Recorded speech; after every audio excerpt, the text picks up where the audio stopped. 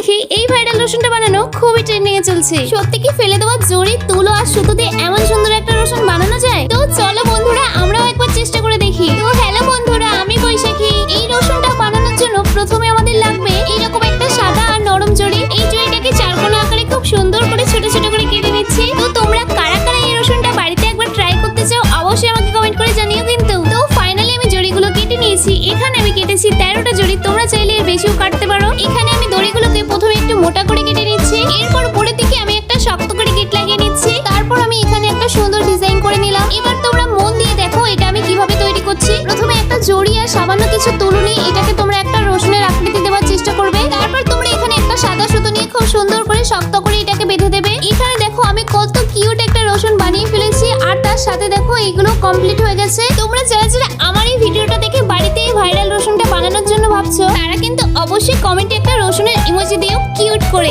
আর হ্যাঁ, তোমরা যারা যারা রসুন খেতে পছন্দ করো তারা অবশ্যই চ্যানেলটিকে সাবস্ক্রাইব করে নিও। আর যারা যারা রসুন একদমই পছন্দ করো না, তারা কেন পছন্দ করো না অবশ্যই কিন্তু আমাকে কমেন্টে জানিয়ে দিও। তো এই দেখো বন্ধুরা, এই রসুনটা কিন্তু প্রায় তৈরি হয়ে এসেছে। কি দারুণ দেখাচ্ছে তাই না? এইভাবে আমরা বাকি রসুনগুলো একটা একটা করে ঠিক এইভাবে তৈরি করে নেব। এখানে আমি সব রসুনগুলো তৈরি করে নিয়েছি, এবার এগুলোকে বাঁধার পালা। আর এই দেখো, দেখতে একদম বাজার থেকে কিনে আনা আসল রসুনের মতো লাগছে তাই না?